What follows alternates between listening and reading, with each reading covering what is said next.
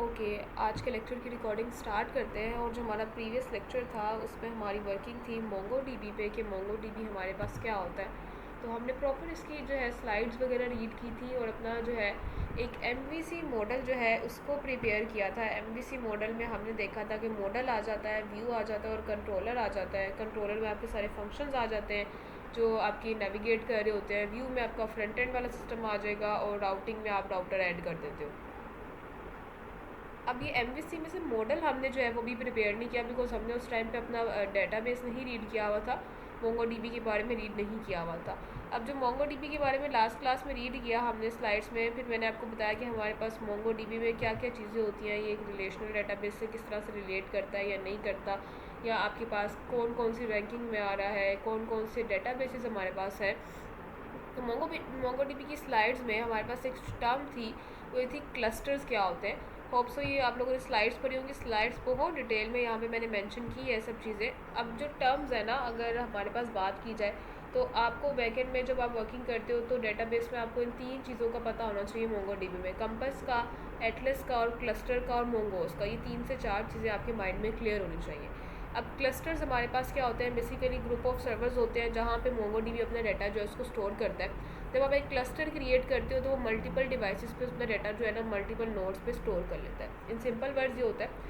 YouTube की example अगर मैं आपको दूँ तो यूट्यूब की एग्जांपल में क्या होता है कि डिफरेंट सर्वर्स हैं और डिफरेंट सर्वर्स में कुछ नोड्स होते हैं।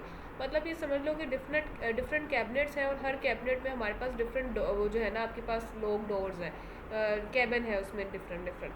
तो अब आपके पास डाटा जो है, अगर एक वीडियो की बात की जाए तो वो ऐसा नहीं है कि अगर वो वीडियो हमारी सॉन्ग्स रिलेटेड वीडियो है तो वो एक ही सर्वर पे नहीं पड़ी होंगी, वो आपके डेडिकेटेड सर्वर्स पे पड़ी होंगी। लाइक एक सर्वर पे, एक सर्वर के नोट पे पड़ी होगी, दूसरी वीडियो दूसरे सर्वर की, तीसरी वीडियो तीसरे सर्वर की। तो ये फ़ायदा क्या होता है, ये करने से आपका डाटा जो है वो डिस्ट्रीब्यूटेड रहता है। इन एनी केस अगर एक सर्वर हमारा जो है किसी रीज़न की वजह से डिस्ट्रॉय हो गया है या उसमें डाटा करप्ट हो गया है तो हमारे पास अल्टरनेट में दूसरा सर्वर जो होगा पड़ा होगा। तो इसी तरह मोंगोडीबी के पास भी डिफरेंट क्लस्टर्स होते हैं। जब हम अपना क्लस्टर क्रिएट करते हैं, अपना एक सर्वर क्रिएट करते हैं, अब क्लस्टर क्या है, ग्रुप ऑफ सर्वर। जब बहुत ज़्यादा सर्वर्स मिल जाते हैं, बैकएंड के सर्वर्स मिल जाते हैं तो एक क्लस्टर क्रिएट होता है हमारे पास। और हम जब अपना एक क्लस्टर क्रिएट कर रहे होते हैं तो हमारा डाटा जो है ना डिफरेंट सर्वर्स पे डिस्ट्रीब्यूटेड होता है। पहले सर्वर पे पहली नोड पे होगा, दूसरे सर्वर पे दूसरी नोड पे, तीसरे पे तीसरी नोड पे, या चौथे पे पहली नोड पे। इस तरह से डिफरेंट नोड्स पे डिफरेंट सर्वर्स में डाटा जो है वो डिस्ट्रीब्यूटेड होता है। अब सर्वर का बेनिफिट क्या होता है, एक तो अवेलेबिलिटी बहुत हाई होगी। यूज़र जिस एरिया से रिक्वेस्ट भेज रहा होगा उसके पास जो सा सर्वर होगा वो उसको वहाँ से रिक्वेस्ट भेज देगा। अब अगर आपको यूज़र एज्यूम करते हैं एग्जांपल के साथ कि हमारा यूज़र बैठा है कराची में और सर्वर्स जो है वो लाहौर में जो है और कराची में भी हैं और पेशावर में भी हैं। डाटा तीनों सर्वर्स पे होगा, लाहौर वाले में, कराची वाले में, पेशावर वाले पे। अब वो देखेगा कि दोनों में से नियर बाय कौन सा है। अब कराची वाले यूज़र के लिए कराची वाला सर्वर नियर बाय रहा है तो उस कराची वाले सर्वर से डाटा जो है उसको शेयर कर देगा, जल्दी मिल जाएगा उसको डाटा। अगर हमने ये किया होता कि डाटा सिर्फ लाहौर वाले सर्वर पे रखा होता तो डाटा उसको मिलना थोड़ा सा डिफिकल्ट हो जाता। दैट्स वाई आपका सर्वर डिस्ट्रीब्यूशन और क्लस्टर्स क्रिएट करने का फ़ायदा ये होता है कि अवेलेबिलिटी बहुत हाई हो जाती है। अगर एक सर्वर डाउन हो भी गया, जैसा कि मैंने आपको बताया, वो करप्ट हो गया, डाउन हो गया, किसी रीज़न की वजह से रिमूव हो गया, तो दूसरा सर्वर जो है उसकी प्लेस पे उसकी वर्किंग जो है परफॉर्म करेगा। स्केलेबिलिटी क्या है, डाटा अगर आपका इंक्रीज़ कर जाता है, अगर आपकी एप्लीकेशन में यूज़र्स की जो क्वांटिटी है वो इंक्रीज़ कर जाती है तो MongoDB can spread the data across more servers. तो फिर वो और सर्वर्स जो है क्रिएट करेगा, उस पर डाटा जो है उसको स्प्रेड कर देगा। तो ये एक उसकी अवेलेबिलिटी और स्केलेबिलिटी वाले जो ऑप्शन हैं वो क्लियर होते हैं। फिर लोड बैलेंसिंग वाला है कि आपकी यूज़र की रिक्वेस्ट अगर ज़्यादा हो गई है, जाहिर सी बात है जब स्केलेबल होगी डिवाइस, यूज़र ज़्यादा होंगे तो फिर हमारे पास आपका जो डाटा है वो भी ज़्यादा हो जाएगा। इस पर्पज़ के लिए हम क्या करते हैं, फिर बैलेंसिंग भी लोड कर लेते हैं। अब मोंगोडीबी एटलस क्या है, आपके पास क्लस्टर्स प्रोवाइड करता है क्लाउडली। क्लाउड स्टोरेज का आप लोगों को आइडिया होगा, आप लोग अपनी फ़ोटोज़ वगैरह गूगल क्लाउड पे स्टोर कर रहे हो, आईफोन ने क्लाउड स्टोरेज प्रोवाइड की है जो वर्चुअल स्टोरेज होती है। अब मोंगोडीबी एटलस जो है ये भी आपको जो है क्लस्टर्स प्रोवाइड करता है क्लाउड स्टोरेज में। अब मोंगोडीबी एटलस समझ लें आपके पास ये इसलिए यूज़ किए जाते हैं कि आप लोगों के पास इन एनी केस वर्किंग करने के लिए स्पेस नहीं है, तो आप वर्चुअल जो है क्लाउड स्पेस यूज़ करना चाह रहे हो तो फिर आप मोंगोडीबी एटलस पे मूव करते हो, उनसे उनका क्लस्टर बाय करते हो। पेड क्लस्टर्स भी होते हैं और उसके अनपेड भी होते हैं। तो वैसे हमारी वर्किंग अनपेड से भी हो जाती है, बट अगर हमारी जो यूज़र हैं वो बहुत बड़ी एप्लीकेशन बना रहे हैं लाइक अमेजोन टाइप, तो फिर हमारी अनपेड क्लस्टर से वर्किंग नहीं होगी, we have to buy cluster. तो उसके लिए फिर हमें क्लस्टर बाय करना होता है। वो आपको वर्चुअल क्लस्टर्स जो है वो प्रोवाइड कर देता है, क्लाउड क्लस्टर्स जिसको हम कहते हैं। अब क्लस्टर क्या होता है ये हमें क्लियर है। और मोंगोज क्या है, मोंगोज जो है आपके पास एक लाइब्रेरी होगी। जैसे हमने अपना node.env का पैकेज इंस्टॉल किया था, हमने अपने बाकी पैकेजेस इंस्टॉल किए हैं, तो मोंगोज भी आपके पास एक लाइब्रेरी होती है जो आपको इंस्टॉल करनी होती है जब आप अपना मोंगो डीबी जो है वो यूज़ करना चाह रहे होते हो अपने डेटाबेस में। किस तरह से इंस्टॉल करेंगे, अपना जो भी प्रोजेक्ट जिसमें हम अपना डेटाबेस इंट्रोड्यूस करवाना चाह रहे हैं, npm इंस्टॉल मोंगोज करेंगे। अब मोंगोज एक लाइब्रेरी है जो आपके पास एक इंटरमीडिएट लेयर क्रिएट करती है आपका एक स्कीमा क्रिएट करने की। व्हाट इज़ अ स्कीमा, आपका स्ट्रक्चर होता है डेटाबेस का, बताते हैं कि किस तरह का हमारा डेटाबेस होगा, क्या क्या टाइप्स उसमें स्ट्रिंग की आएंगी, नेम किस डेटा टाइप का आएगा, ईमेल किस डेटा टाइप की आएगी। तो this is the structure of your database, और स्ट्रक्चर को हम डेटाबेस में स्कीमा कहते हैं। तो स्कीमा बिल्ट इन करने के लिए आपको मोंगोज की एक लाइब्रेरी इंस्टॉल करनी होती है जो कि एक इंटरमीडिएट लेयर प्रोवाइड करती है आपके नोड.js को, बैकएंड को डेटाबेस के साथ कनेक्ट करने के लिए। सो इट मीन्स अगर हमें ये चीज़ करनी है कि हम अपना जो बैकएंड है उसको डेटाबेस के साथ कनेक्ट करना चाहते हैं, तो उस पर्पज़ के लिए हमारे पास जो है मोंगोज क्या एक थर्ड पार्टी जो है लाइब्रेरी हमें इंस्टॉल करनी पड़ती है। विदाउट मोंगोज ये चीज़ हमारे पास पॉसिबल नहीं होती है। उसके बाद ये नेक्स्ट चीज़ हमारे पास क्या आ रही है, नेक्स्ट चीज़ है कि इसकी कुछ बेनिफिट्स भी हैं मोंगोज के हमारे पास। और बेनिफिट्स क्या है जी, हमारे पास बेनिफिट्स ये हैं कि स्कीमा बेस्ड वैलिडेशन, लाइक हम कोई स्कीमा डिफ़ाइन कर देते हैं, एक स्ट्रक्चर डिफ़ाइन कर देते हैं, और हमारा जितना भी डेटाबेस है वो स्ट्रक्चर को फॉलो करता है और ऑर्गेनाइज्ड वे में रहता है। वैलिडेशंस हैं, हम वैलिडेशंस ऐड कर देते हैं कि यहाँ पे कितना मैक्सिमम अमाउंट होनी चाहिए, कितनी मिनिमम अमाउंट होनी चाहिए, तो आपका यूज़र किस तरह से ऑथेंटिकेटेड होना चाहिए। ये सब चीज़ें जो वैलिडेशंस वाली हैं आपकी, ये भी आप अपने मोंगोडीबी के स्कीमा में ही ऐड करते हो। क्यूरीज होती हैं कुछ आपकी अपडेट करने की, रिट्रीव करने की, और जैसे हमने क्रड परफॉर्म किया था तो क्रड की भी कुछ क्यूरीज होती है हमारे पास मोंगोडीबी में भी, वो भी हम देखेंगे क्या होती है आगे। अब कह रहे जी वर्किंग विद मोंगोज में आप स्कीमा डिफाइन करते हो। जैसे एग्जांपल आपको यूज़र का एक स्कीमा डिफाइन करना है, तो यूज़र में नेम, एज और ईमेल अगर है, आप उसकी टाइप बताना चाह रहे हो, नेम की ये है, एज की ये है, ईमेल की है, तो दिस इज़ अ स्कीमा। ये आपका एक स्कीमा है जिसमें आप बता रहे हो कि कौन कौन सी फील्ड्स आने वाली हैं आपके पास, उनकी क्या क्या टाइप होनी चाहिए। ओके, अब क्रड किस तरह से परफॉर्म करते हैं मोंगोडीबी में। क्रिएट करना है तो हम अपने db.collection.insert1 का एक मेथड यूज़ करते हैं अगर हम किसी प्रोडक्ट को क्रिएट कर रहे होते हैं। फाइंड का मेथड यूज़ करते हैं। बाकी ये चीज़ें जो है ये आपका डाटा है जो मैनेज कर रहा है आगे, @ ये सब चीज़ें हम जब इसको एक्सटेंड करते जाएंगे तो हम देखते जाएंगे कि क्या चीज़ किस तरह से प्रेजेंट हो रही है। बट अभी के लिए ये आपके पास क्या है, दैट इज़ योर क्रड के मेथड कौन सा यूज़ करना है। अगर कुछ क्रिएट करना है so we have .insert1 method, अगर रीड करना है तो .find मेथड है, अपडेट करने के लिए .update1 का मेथड यूज़ किया जा रहा होता है, और डिलीट करने के लिए .delete1। अगर डाटा हमारा अपनी मर्ज़ी से होगा हम उसको पास कर देंगे। ओके जी, नेक्स्ट हमारे पास अब मोंगोडीबी एटलस के बारे में हमने पहले थोड़ा सा ऊपर पढ़ा है। अब यही चीज़ मैं आपको बताइए कि मोंगोडीबी एटलस क्या है जी। आपको एक रिक्वायर्ड क्लाउड बेस्ड जो है डेटाबेस की सर्विसेज प्रोवाइड करता है मोंगोडीबी इंक्रीमेंटल कंपनी की तरफ से, जो आप क्या करते हैं कि डिफरेंट जो है उसमें क्लस्टर्स क्रिएट कर सकते हैं अपने डिफरेंट इंफ्रास्ट्रक्चर्स को मैनेज करने के लिए। और यूज़ केस है कि अगर आपका डेटाबेस बहुत बड़ा है और आपके पास मेंटेनेंस के लिए जो है स्पेस नहीं है, you have to visit MongoDB Atlas.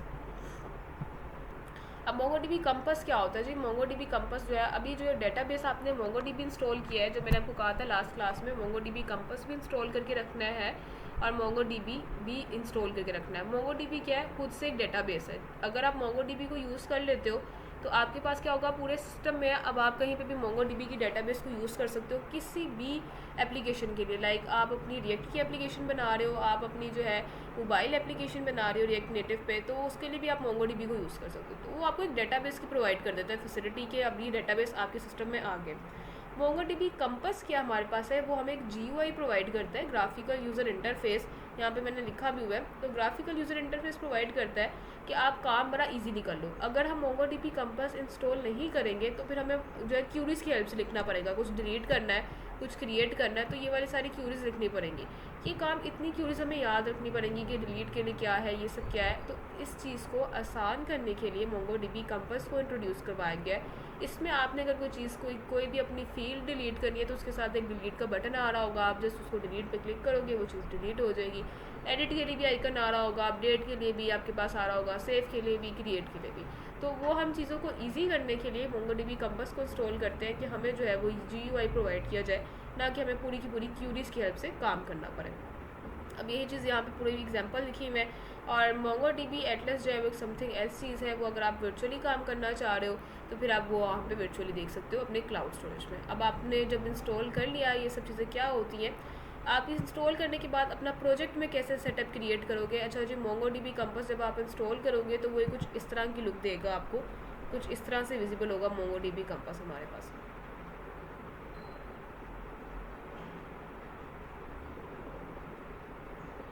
कुछ अब MongoDB कंपास में ना आपको यहाँ पे जो डिफरेंट किस्म की स्ट्रिंग्स प्रोवाइड की जा रही होंगी, वेल ये दोनों चीज़ें आपको नहीं दिख रही होंगी। आप लोगों ने यहाँ पे क्या जाना है, कनेक्शन में आप यहाँ पे या ऐड कनेक्शन या प्लस यहाँ पे क्लिक कर लो, या फिर यहाँ पे क्लिक कर लो, कहीं पे भी क्लिक कर लो, आपको सेम ऑप्शन मिलेगी। एक ये वाला ऑप्शन है यहाँ पे प्लस पे, एक आपको ये वाला ऑप्शन मिल रहा है, यहाँ पे भी आप प्लस करके देख सकते हो क्या चीज़ आ रही है। अच्छा, ये वेलकम का ओपन हो गया हमारे पास, ये वाला ऐड अ न्यू कनेक्शन जो यहाँ पे, दोनों पे आपको जो है ना सेम ऑप्शन मिल रही होगी। अब करना क्या है, ये चीज़ आपने जो है ना ये URI ये माइंड में रखना है बस आपके पास। अब आप MongoDB कंपास को इंस्टॉल करके इसको साथ में ओपन करके रखोगे। कोड स्ट्रक्चर आप कैसे प्रिपेयर करोगे, सारा कोड स्ट्रक्चर हमारा वैसा ही है जो हमने लास्ट क्लास में किया है, सब चीज़ें सेम है।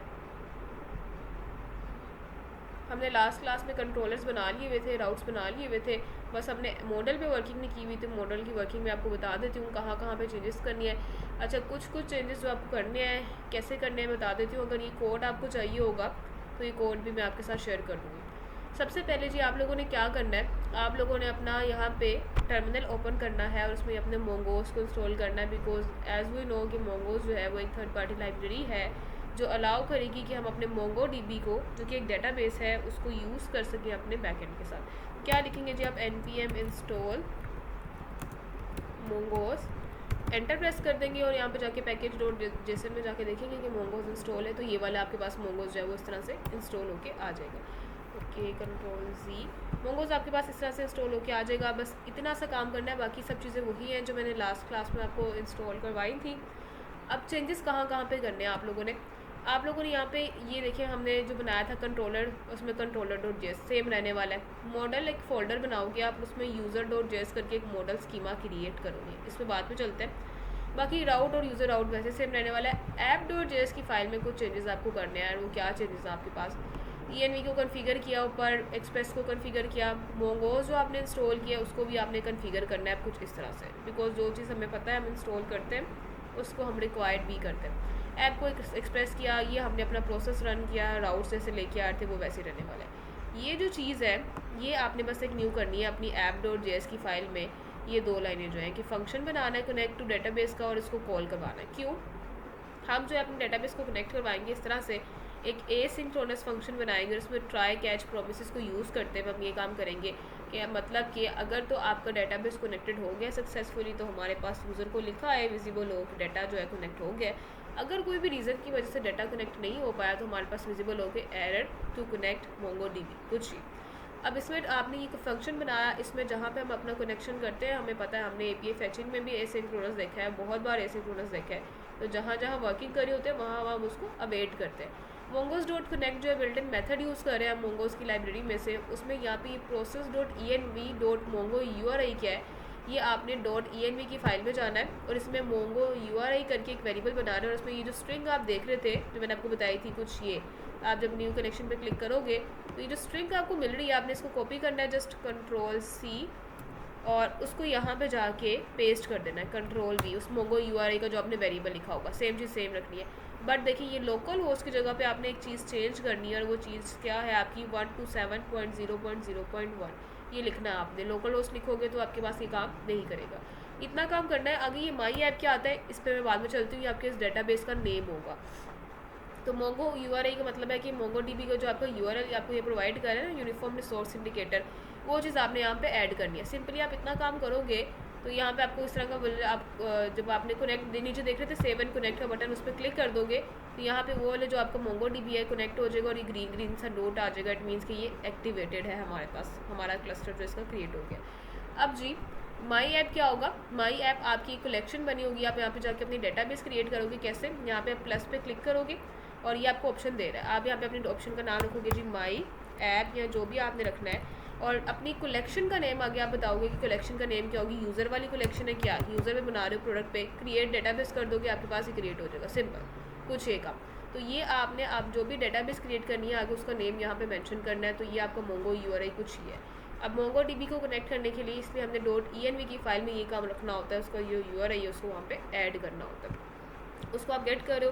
दो इसमें आगे मज़ीद चीज़ें आप पास करो, new URL parser unified topology. अब इन दोनों का क्या काम है, हमारी स्ट्रिंग में ना कुछ आप डिफरेंट कैरेक्टर्स यूज़ कर रहे होते हो, लाइक यहाँ पे अपने हैश के सिंबल आ रहे होते हैं या आपको कभी कभी @ सिंबल भी आ जाता है लाइव क्लस्टर में।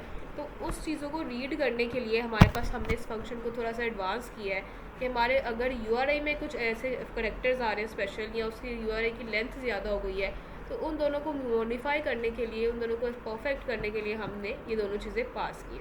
अगर ये चीज़ ओके हो गई, आपको कनेक्ट हो जाता है तो यहाँ पे लिखा आ जाएगा कनेक्टेड टू मोंगो डीबी।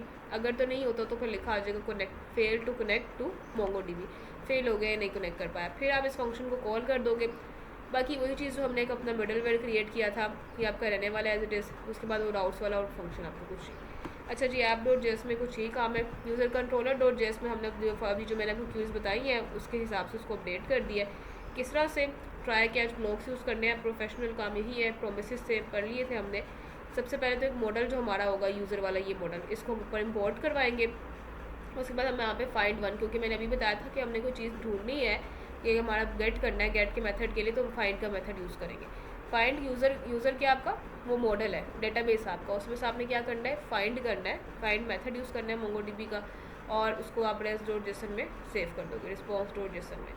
अच्छा जी, दूसरी बात आपकी यहाँ पे आ रहा है कि यूज़र, मैंने कहा कि आपको जब रिक्वेस्ट फाइंड करनी है तो फिर आपने क्या करना है, न्यू यूज़र क्रिएट करना है और उसको सेव कर लेना है। फिर आगे सेव का मेथड यूज़ करते हैं जब हम एक न्यू यूज़र क्रिएट कर रहे होते हैं, और ये लिखा आ जाएगा जो काम हमने लास्ट किया था ये सेम वैसे ही है। उसके बाद अपडेट के लिए आपके पास अभी ये मेथड देखा फाइंड अपडेट वन का होता है। अब user find by ID and update, अब ये आपका थोड़ा सा एडवांस मेथड होता है। Find by ID and update का मेथड ये आप यूज़ करते हो। आईडी हमने ऊपर से गेट किए जैसे लास्ट क्लास में किए थे। अब आप क्या करोगे, आईडी की बेस पे यूज़र जो आपका डेटाबेस है उसमें आईडी की बेस पे वो गेट करेगा वैल्यू और उसको अपडेट कर देगा किसी स्पेसिफिक यूज़र के साथ। डिलीट का भी आप उसी तरह करते हो, फाइंड आईडी एंड डिलीट। आप सिंपली इसको अपडेट करोगे, आपका यूज़र जो है अपडेट भी हो जाएगा और सिंपली आपका यूज़र जो है डिलीट भी हो जाएगा। सिंपल ये काम किया है कि मैंने इसको थोड़ा सा प्रोफेशनल किया है। मैंने लास्ट क्लास में आपको बताया था कि हमारे पास डेटाबेस नहीं है तो सिंपल वेरिएबल्स के हम काम देखना चाह रहे हैं कि रेस्टफुल एपीआईज़ कैसे कर रही है और एमवीसी मॉडल कैसे वर्किंग कर रहा है। अब क्योंकि हमारे पास डेटाबेस आ गई है तो हमने डेटाबेस को इसमें इंट्रोड्यूस करवा भी दिया और उसको ऐड भी कर दिया है कि किस तरह से काम करें। और जब डेटाबेस को ऐड किया है तो डेटाबेस के डिफरेंट जो मेथड्स हैं, डिफरेंट फंक्शंस जो हैं वो हमारे पास फिर यूज़ होने चाहिए। तो वही फंक्शन बस हमने इसमें ऐड कर दिया और ट्राई कैच के ब्लॉक्स को ऐड किया। सिंपल इसमें कुछ ये वाले चेंजेस हमने किए। अच्छा जी, अब ऐप वाली फाइल की वर्किंग हमें समझ आ गई है। ENV में हमें क्या चेंजेस करने हैं वो भी हमें समझ आ गया है। राउट आपके सेम है, उसमें आपने कुछ भी चेंज नहीं करना। ये चीज़ आपकी एज इट इज़ है बिल्कुल जैसे हमने लास्ट क्लास में की थी। और मॉडल का जो फोल्डर बनाया और उसमें यूज़र.js जो हम अपना पूरा स्कीमा बना रहे हैं उस पर चलते हैं कैसे बनता है। स्कीमा में सबसे पहले तो आपने मोंगोस की लाइब्रेरी को रिक्वायर करना है। उसके बाद यूज़र स्कीमा करके एक वेरिएबल बनाना है और न्यू करके उसका एक इंस्टेंस क्रिएट कर लेना है। न्यू के बाद mongoose.schema ये आपका बिल्ट इन मेथड है, उसको यूज़ करेंगे और उसमें डिफरेंट चीज़ें, नेम आ रहा है हमारा, ईमेल और एज है। तो अभी हम स्कीमा मीन्स उसका स्ट्रक्चर डिफाइन कर रहे हैं। नेम की जो टाइप है वो स्ट्रिंग है और नेम रिक्वायर्ड है हमारे यूज़र का। टाइप भी उसकी स्ट्रिंग है और ईमेल की टाइप भी स्ट्रिंग रख दी है और उसका यूज़र भी रिक्वायर्ड है। अब एज है ना, इसकी टाइप मैंने नंबर रख दी है और उसका जो डिफ़ॉल्ट वैल्यूज़ है मैंने रख दी 18 किस्म की, 18 वैल्यूज़ ऐड करते हैं। फिर इस मॉडल को आप अपने स्कीमा को कंपाइल करते हो एक मॉडल में with the help of this line. User करके एक वेरिएबल बना रहे हैं। अब जो ये है ना, ये आपका डेटाबेस का नेम है यूज़र। अगर आप देखें यहाँ पे जाके तो मैंने अभी आपको चेक करवाया था यूज़र कंट्रोलर वाले में ये चीज़ मॉडल में से यूज़र को गेट करें। That user is your database name, your collection name, जो मैंने अभी यहाँ पे बताया कि आपने एक डेटाबेस क्रिएट करना, उसमें यूज़र की कलेक्शन रखनी है। तो ये यूज़र जो है आपके वो कलेक्शन का नेम होना चाहिए। ठीक हो गया जी। अभी यहाँ पे जाओ और ओके क्रॉस करो उसको। तो यहाँ पे आप जाओ और आपने देखा कि आपके पास ये कलेक्शन जो आपकी यूज़र का नेम होगा। तो जो ये नेम आप रख रहे हैं ना यहाँ पे यूज़र, वही आपके वहाँ पे कलेक्शन नेम होना चाहिए। माइंड में ये चीज़ रखनी है आप लोगों ने, अदरवाइज़ ये सेसेबल नहीं होगा। यहाँ पे भी आपने यही चीज़ रखी है तो यहाँ पे यूज़र करके ये सेस करना है। मोंगोस को कंपाइल करें मॉडल में यूज़र का स्कीमा और यूज़र स्कीमा किस वाला जी हम कह रहे हैं जिस ये नाम रख दो इस यूज़र स्कीमा का जो हमने ये बनाया ना वेरिएबल पूरा, इसको इस यूज़र वाले मॉडल में कंपाइल कर दो और इसको एक्सपोर्ट कर दो। अब ये हमारा पूरा बस इतना सा मोंगोडीबी का स्ट्रक्चर बनेगा इसका। सिंपली अब क्या करोगे जी, आपने कनेक्ट कर लिया होगा यहाँ पे जाके। अब यहाँ पे आप इसको एक बार लाइव करके देख लो कि आपका ये ठीक फुल से कनेक्टेड है कि नहीं। कैसे हम इसको लाइव करेंगे जी, हम यहाँ पे जाएंगे और नोड मॉन करके हमारी जो ऐप वाली फ़ाइल है उसको स्टार्ट करते हैं और देखते हैं कि हमारा मॉडल जो है कंपाइल हो गया। ठीक है जी, आपका ये सक्सेसफुली चल गया है। The app is running on port 8000 connected to MongoDB। जो भी आपने पास काम लिखा है आपको कनेक्टेड हो गया MongoDB में। और यहाँ पे आप यहाँ पे देखो कि लाइव होगा अगर तो फिर विजिबल होगा, अदरवाइज विजिबल नहीं होगा। अब जी ये आपकी एक माई ऐप के नाम से डेटाबेस है और इसके अंदर ये एक कलेक्शन है। अब मैंने बताया हुआ कि डेटाबेस क्या होती है, कलेक्शन क्या होती है। कलेक्शन हमने यूज़र की बनाई है, हम कलेक्शन प्रोडक्ट की भी बना सकते हैं, अपने किसी भी चीज़ की बना सकते हैं। अब यूज़र की कलेक्शन में हमारे पास इस तरह से करके डिफरेंट आगे से डॉक्यूमेंट होने चाहिए, डिफरेंट आगे से एक एक यूज़र का डाटा होना चाहिए। तो अब इसमें देखो नेम, ईमेल और ये सब चीज़ें हैं। अच्छा, ये वाला जो है पुराना, इसको हम डिलीट कर देंगे। देखो अब आपने देखा कि यहाँ पे सिंपली मुझे ऑप्शन मिल गई थी डिलीट करने की। क्यों? क्योंकि यहाँ पे मैंने MongoDB कंपास को जो है वो यूज़ किया है। तो MongoDB कंपास जो है उसने मुझे ऑप्शन दिए कि मैं इसको डिलीट कर सकूँ। अदरवाइज़ अगर मैं सिंपल MongoDB से कर रही होती तो फिर मेरे पास क्या होना था, मुझे क्यूरी लिखनी पड़नी थी कि इसको डिलीट करो, db.delete1 बाई ये वाला करके जो भी उसका आईडी होता है, ये सब चीज़ें। तो इसी चीज़ को प्रिवेंट करने के लिए हमारा काम बड़ा ईजी हो गया है, हमने कंपास को यूज़ करके उसको एसेस कर लिया। अच्छा जी, ये कोड आपका ओके है, सक्सेसफुल हो गया, आपको कनेक्टेड हो गया। अब आप डाटा पास करके देख लो अपना कि डाटा इसमें स्टोर हो रहा है हमारे पास कि नहीं हो रहा। डाटा कैसे पास करना है आपको, सिंपल मैंने डाटा पास करना सिखाया हुआ है। आप लोग यहाँ पे जाओ अपना और जी पोस्टमैन में जाके जो भी आपका राउट बन रहा है यूज़र में जाके सिंपली डाटा पास करो। और ये चीज़ आप लोग कल की क्लास में देखोगे, पूरा एक्सेस करके देखोगे डाटा पास करके कि डाटा सक्सेसफुली आपको यहाँ पे विजिबल हो रहा है कि नहीं हो रहा। क्या करना है आप लोगों ने, सिंपल जी यहाँ पे जाएंगे, राउट रखेंगे अपना गेट रिक्वेस्ट, हमारा यूआरएल क्या होगा, HTTPS में यूज़र्स में जाओ, क्योंकि हमने यहाँ पे यूज़र ही रखा हुआ है। एक बार देख लेते हैं, बिल्कुल यूज़र है, यूज़र में जाओ। उसके बाद अब यहाँ पे अपना जी गेट रिक्वेस्ट नहीं, हमें पहले पोस्ट रिक्वेस्ट के थ्रू डाटा पास करना होगा ताकि हम देख सकें। बॉडी में जाएंगे आप लोग, रो में जाएंगे, उसके बाद यहाँ से आप जेसन फॉर्मेट चूज़ करेंगे और यहाँ पे आप डाटा पास कर देंगे। डाटा किस तरह से पास करना है जी, अब ये चीज़ माइंड में रखनी है, जो जो चीज़ें आपके मॉडल में है ना वही सारी चीज़ें होनी चाहिए तो डाटा ठीक से पास होगा। तो चलें जी अपने मॉडल में और आपका जो है model.js में देख लो क्या क्या चीज़ें हैं। अच्छा, नेम है, ईमेल है और एज है। नेम, ईमेल और एज हमें पास करनी है, तो यहाँ पे चलते हैं, नेम पहले पास कर लेते हैं, नेम। और नेम जो है हमारे वो है जी अली। उसके बाद जी ईमेल था हमारे पास और ईमेल जो है वो है ali@gmail.com। और उसके बाद थी एज, एज है आपके पास, एज नंबर में होनी चाहिए, तो 3 2 जो भी ऐड करो, सेंड पे क्लिक करो, देखो क्या रिस्पॉन्स शेयर कर रहा है आपके पास। जो भी रिस्पॉन्स, स्टेटस कोड हो गया जी 200 का ओके, यूज़र एडिट अली लिखा भी आ गया है। आप जाके डेटाबेस पे चेक कर लो कि क्या ये यूज़र ऐड हुआ है। तो इसमें जाके इसको एक बार रिलोड करना होता है आपको, रिलोड डाटा कर लो, देखोगे क्या अली विजिबल है। तो बिल्कुल आपकी डेटाबेस में जो अली है वो स्टोर हो गया है। अब MongoDB का एक बेनिफिट ये है कि हमने इसमें आईडी के नाम से कोई भी चीज़ पास नहीं की है, बट स्टिल MongoDB ने आईडी खुद से क्रिएट कर दी है और आईडी बड़ा यूनिक सा क्रिएट किया है, collection of alphabets and number. अब कोई और अगर हम यूज़र पास करेंगे तो उसका आईडी जो है वो डिफरेंट होगा। तो सिंपल ये आपका जो वर्जन है, ये चीज़ आपके पास ये वर्जन को इंट्रोड्यूस करती है, ये खुद से ऐड कर देता है और आईडी की जो चीज़ है ये भी खुद से ऐड कर देता है। हमें MongoDB में अपने प्रोडक्ट्स की या आपकी जो यूज़र्स हैं उसकी आईडी पास करने की ज़रूरत नहीं पड़ती है। हाँ, अगर कर भी देंगे तो उसमें भी कोई मसला नहीं रहेगा। तो इस तरह से MongoDB आपका कनेक्ट हो गया। सिंपली कंपास पे आपने टेस्टिंग भी करके देख लिया और ये सब चीज़ें। अब चलते हैं MongoDB एटलस पे। अब MongoDB एटलस पे आपको प्रॉपर अपना अकाउंट क्रिएट करना होता है। ये जो .env की फ़ाइल में आप स्ट्रिंग देख रहे हो ऊपर, that is your MongoDB Atlas string, जिसमें आप अपना जो है अकाउंट क्रिएट करते हो, वो आपको करेक्शन स्ट्रिंग प्रोवाइड करती है। अगर आप ये आप MongoDB एटलस किया है, that is your second option कि आपकी मशीन में ये नहीं कर रहा काम, आपका जो है ना ये कंपास इंस्टॉल नहीं हो रहा, इतनी आपके पास स्पेस ही नहीं है कि आप अपने यूज़र्स को इस तरह से देख सको। तो फिर आप जाओगे MongoDB एटलस पे।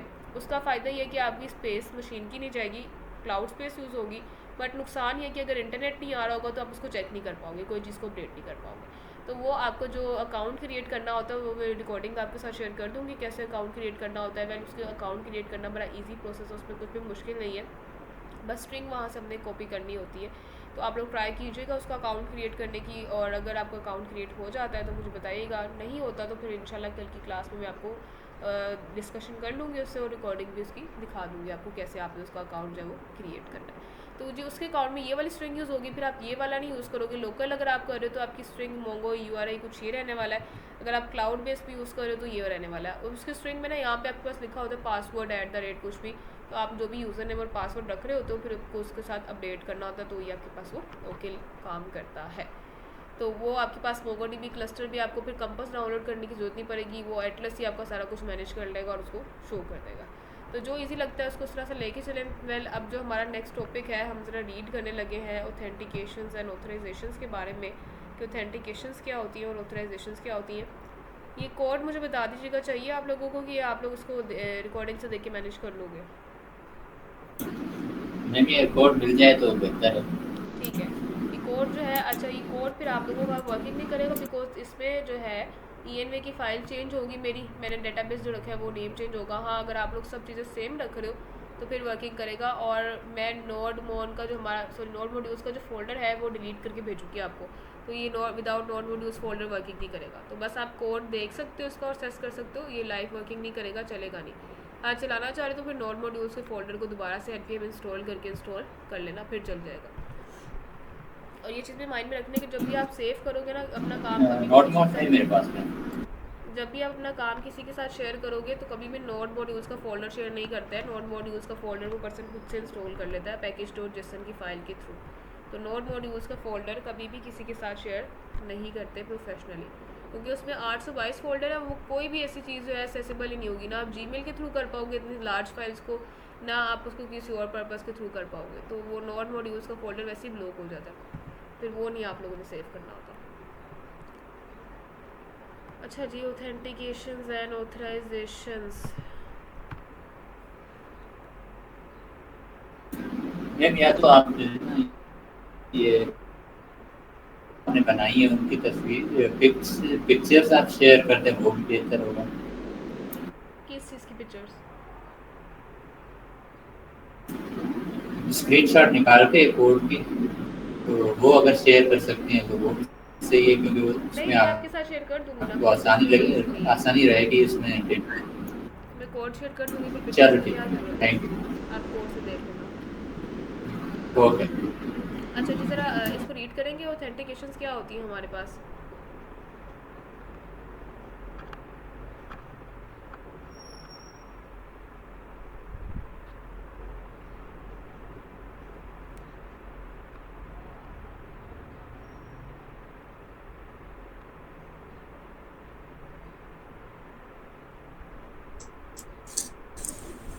Authentication is the process of verifying who a user is. It involves checking the credentials provided by the user, such as username and password. If the credentials match, the user is authenticated. For example, logging into a website. बिल्कुल। अच्छा, authentication का किसी भी, ये आपके advance topic है authentication and authorisation, ये उस टाइम पे आ होते हैं। अगर आप देखो तो आपकी वेबसाइट पे किसी पे आप लॉगिन करते हो तो वो आप देखते हैं कि पासवर्ड और ईमेल आपका ठीक है कि नहीं, ये चीज़ देखना। उसके बाद फिर आप कहाँ कहाँ पे जो एसेस कर सकते हो, वेबसाइट पे एडमिन पैनल भी होता है जिस पे प्रोडक्ट सारी क्रिएट करके आपको दिख रही होती है। एक होता है जी यूज़र पैनल, तो वो देखता है कि ये पासवर्ड और एडमिन पैनल के लिए यूज़ हो सकता है कि नहीं, मतलब क्या क्या रोल आपको असेस किया जाता है। तो ऑथेंटिकेशन एंड ऑथराइजेशन में यही दो चीज़ें आती हैं। ऑथेंटिकेशन में क्या आता है कि प्रोसेस देखना कि यूज़र क्या है, कौन है user, who is a user. ये चीज़ चेक करना कि यूज़र जो एंटर कर रहा है वो वैलिड पर्सन है, अदर वो कोई हैकर या कोई ऐसा पर्सन जो हमारी ऐप में एग्जिस्ट नहीं कर रहा वो तो नहीं है। तो ये चीज़ वेरीफाई करना, और ये बैकएंड वेरीफाई कर रहा होता है कि यूज़र हमारे पास स्पेसिफाइड जो है वैलिड यूज़र है कि नहीं। इसको हम परफॉर्म करते हैं जी ऑथेंटिकेशन में। It involve checking the credential provided by the user. इसमें क्या चीज़ें इन्वॉल्व होती हैं जी, इसमें ये चीज़ें इन्वॉल्व होती हैं कि क्रेडेंशियल्स चेक करना, मतलब कि क्रेडेंशियल्स में क्या आ जाता है, यूज़र नेम और पासवर्ड चीज़ें आ जाती हैं। हम किसी भी वेबसाइट पे लॉगिन करते हैं, सिनेरियो क्या होता है, सबसे पहले हम उसमें साइन अप करके अपना अकाउंट क्रिएट करते हैं, अपना name, first name, password, email, age, जो भी डाटा रिक्वायर्ड होता है वो फिल करते हैं। वो डाटा हमारा फिर सेव हो जाता है, फिर हम ऑटोमेटिकली लॉगिन हो जाते हैं। अब जब दोबारा हम उसको लॉगिन करना चाहते हैं ना, तो अगर हम उसको बहुत कंसेक्टिवली लॉगिन कर रहे हैं तो हमें बार बार लॉगिन करने की ज़रूरत नहीं पड़ती, वो सेव हो जाती है इन्फॉर्मेशन। गूगल भी आपसे पूछता है कि आपने पासवर्ड सेव करना है अपने गूगल पासवर्ड्स में, आप ओके कर दो तो ऑटोमेटिकली सेव हो जाता है। आपका डेटाबेस जो है उस चीज़ को सेस कर लेता है, आपकी इन्फॉर्मेशन को सेव कर लेता है। इसी वजह से अगर आप बार बार उस वेबसाइट को विजिट कर रहे हो फ्रीक्वेंटली, तो आपको फिर ज़रूरत नहीं बार बार लॉगिन इन्फॉर्मेशन ऐड करने की। हाँ, अगर ऐसा होता है कि हम 1 महीने बाद 2 महीने बाद या ऐड करते हैं कुछ इस तरह से, काफ़ी कम विजिट करते हैं, तो सम टाइम हमें दोबारा लॉगिन करना पड़ता है, क्योंकि हमारी लॉगिन इन्फॉर्मेशन जो है रिमूव हो चुकी होती है। वो भी कुछ सिचुएशंस में होता है। लाइक फेसबुक जो है, मुझे याद है कि मैंने अपनी फेसबुक जो है वो आफ्टर 6 मंथ जो है सेम लॉगिन के बाद यूज़ की थी, तो स्टिल लॉगिन थी वो। तो डिपेंड्स अपॉन द सिचुएशन कि कौन कौन सी वेबसाइट्स, कौन कौन से ऐप्स जो आपको ये चीज़ अलाउ कर रही हैं कि आपको कितनी देर तक डेटा वो स्टोर रख सकती है। अब वो आपके पास रोज़ आपका ईमेल और लॉगिन नहीं करना पड़ता पासवर्ड, क्योंकि आपका डाटा जो है वो सेव है डेटाबेस में। आपको यूज़र जो है वो ईमेल पासवर्ड करके ऐड करता है, तो डेटाबेस पहले वो चीज़ चेक करता है कि ये यूज़र नेम और पासवर्ड जो है वो ठीक पर्सन का है, वैलिड पर्सन का है जो पहले हमारे पास एग्जिस्ट कर रहा है कि नहीं। अगर तो वो चीज़ मैच कर जाती है, क्रेडेंशियल मैच कर जाती है कि वही यूज़र नेम होता है, वही पासवर्ड होता है, तो फिर आपको अलाउ कर दिया जाता है कि आप वेबसाइट को ऐड कर लो। तो सिंपली ऑथेंटिकेशन का पर्पस कुछ ही होता है कि चेक करना कि पर्सन क्या है, जो पर्सन हमारी वेबसाइट को असेस करना चाह रहा है, is it a valid person और इनवैलिड पर्सन। इसकी रियल टाइम एग्जांपल लें तो हम अगर जो है अपने स्कूल, कॉलेज, यूनिवर्सिटी में ऐड होते हैं, हमें एक स्टूडेंट कार्ड प्रोवाइड किया जाता है जिस पे हमारी बेसिक सी इन्फॉर्मेशन होती है, अ पिक्चर और कुछ हमारे पास चीज़ें होती है, हमारा कुछ नेम लिखा होता है, किस क्लास या किस सेमेस्टर में हम पढ़ रहे हैं वो चीज़, और हमारा आईडी जो होता है वो चीज़ लिखी होती है। अब आपके पास फर्स्ट टाइम पे आपका कार्ड बनता है, हर रोज़ हर दिन कार्ड नहीं बनता आपका। वो जो कार्ड है उस पर प्रॉपर इन्फॉर्मेशन स्टोर होती है। अब वो कार्ड आपको अलाउ करता है कि आप यूनिवर्सिटी में अलाउ हो जो, एंटर हो जो। आप अपने जो बाइट चेकर होते हैं, चेकर पर्सन, उसको कार्ड चेक कराते हो, वो देखते हैं कार्ड मैच किया है तो ठीक है आप एंटर कर दो। समटाइम आप कार्ड अपना स्कैन भी करते हो, चेकर पर्सन को नहीं भी चेक कराते, तो मशीन फिर इसको असेस करती है कि आप वैलिड पर्सन हो इस इंस्टीट्यूट को चेक मूव करने के लिए, इस इंस्टीट्यूट में एंटर होने के लिए। तो इसी तरह वेबसाइट में भी लॉगिन करने के लिए कुछ इन्फॉर्मेशन होती है, चेक करनी पड़ती है कि यूज़र जो है वैलिड है कि नहीं। तो वो यूज़र को चेक करना कि वो एक वैलिड यूज़र है या नहीं, that is an authentication. Now what's an authorisation? Authorisation क्या होता है, इसको रीड करें।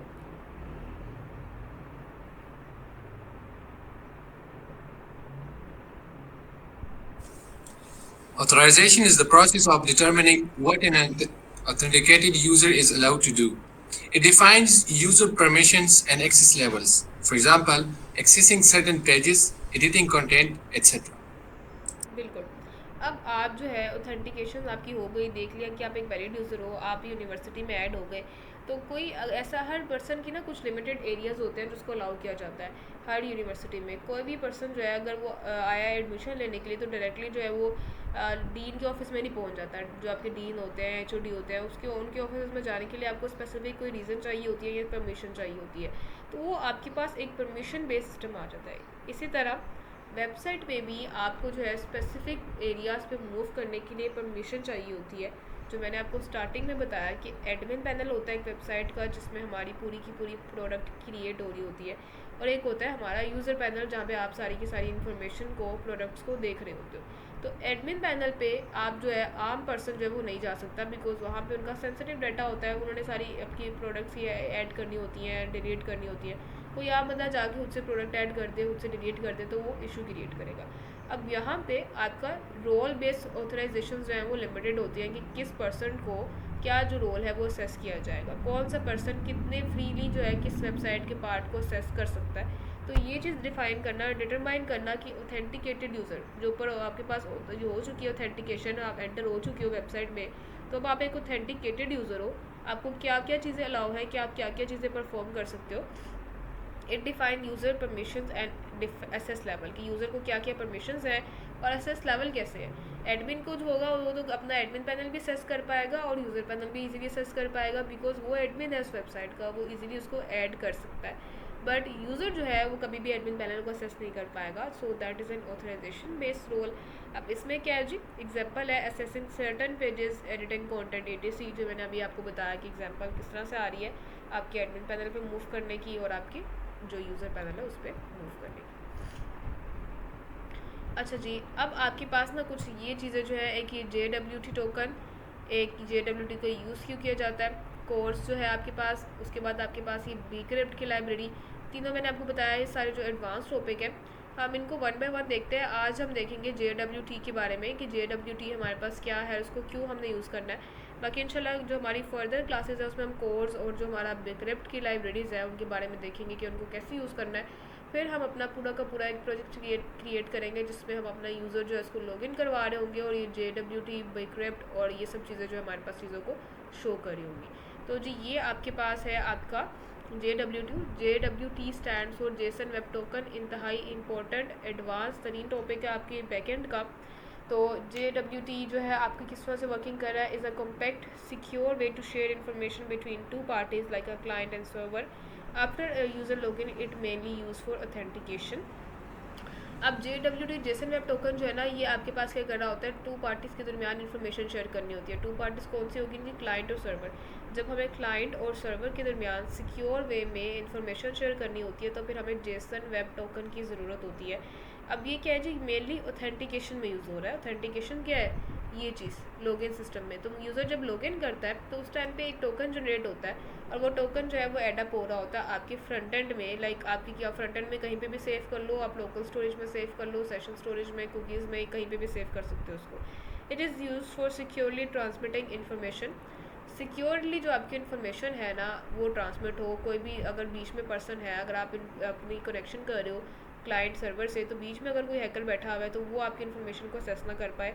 एक इस तरह का हम लॉगिन का सिक्योर टोकन जनरेट करते हैं जिसमें आपका ईमेल पासवर्ड को वो हैक कर दिया जाता है कुछ इन वर्ड्स में, ताकि कोई पर्सन जो है वो हैकर वाला जो पर्सन है वो उसको हैक ना कर पाए। तो उनको इनकोड कर दिया जाता है सिस्टम में कुछ ऐसे स्पेशल करेक्टर में जो कि नॉन रीडेबल होते हैं, वो जेसन वेब टोकन आपका जनरेट करता है। When you log in the server creates a JWT token that contains your user information like your user ID and send to back. मतलब हमने एक टाइम पे लॉगिन कर लिया, अपना इन्फॉर्मेशन ऐड कर लिया, तो जिस टाइम पे हम लॉगिन कर रहे थे स्टार्टिंग में हमारे बैकएंड ने, हमारी जेसन वेब टोकन ने एक टोकन जनरेट किया जिसको हम JWT टोकन कहते हैं।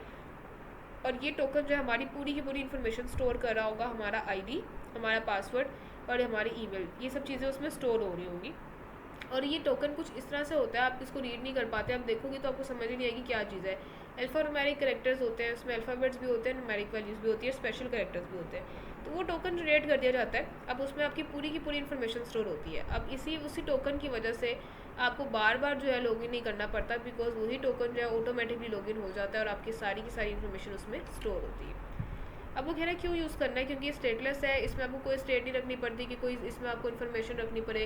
पहले क्या होता था, पहले हमारे पास जितना भी यूज़र ने लॉगिन किया, जहाँ जहाँ पे वेबसाइट पे किया, सब चीज़ें रिकॉर्ड हो रही होती थी और वो सारी की सारी चीज़ें जो आपके बैकएंड में स्टोर होती थी। फिर बैकएंड की इन्फॉर्मेशन जो है, बैकएंड का डाटा स्टोरेज कैपेबिलिटी है वो काफ़ी इंक्रीज़ हो जाती थी। तो इस चीज़ को प्रिवेंट करने के लिए एडवांसमेंट में अब JWT टोकन यूज़ किए जा रहे हैं कि इन्फॉर्मेशन जो है आपकी वो सेशन वाइज रहे और जो जो वर्किंग कर रहा है वो आपके सर्वर पे जाके स्टोर ना, आपके फ्रंट एंड में स्टोर हो जाए। लाइक कहीं पे भी मैंने बताया कुकीज़ में या कहाँ पे भी आप स्टोर करवाते हो। क्रॉस डोमेन है, ये डिफरेंट डोमेन्स पे वर्किंग कर रहा है। लाइक एक डोमेन आपकी .org के नाम से है, एक .com के नाम से, एक .web के नाम से है। तो ये तीनों डोमेन्स पे सही से काम करता है। अदरवाइज़ आपके पास तीनों डोमेन्स पे इंफॉर्मेशन शेयर करने में मसला आता है। .com की डोमेन से ORG भी अगर आप शेयर कर रहे हो तो ये चीज़ अलाउड नहीं होती है। तो .org से अगर आप वेब पे जा रहे हो तो ये भी चीज़ अलाउ नहीं है। बट JWT आपको फिर अलाउ करता है कि आप जो है क्रॉस डोमेन कर लो, किसी भी एक डोमेन पे जो है डाटा को शेयर कर लो, because server is on different domain and जो हमारा क्लाइंट है वो डिफरेंट डोमेन में होता है, तो उसमें भी फिर इशू आता है। अच्छा, सिक्योर क्या है कि अब इनक्रिप्टेड होता है। जब हम अपना टोकन जनरेट करेंगे with the help of JWT तो फिर आपको समझ आ जाएगा कि किस तरह से जो है ये सिक्योर होता है हमारे पास।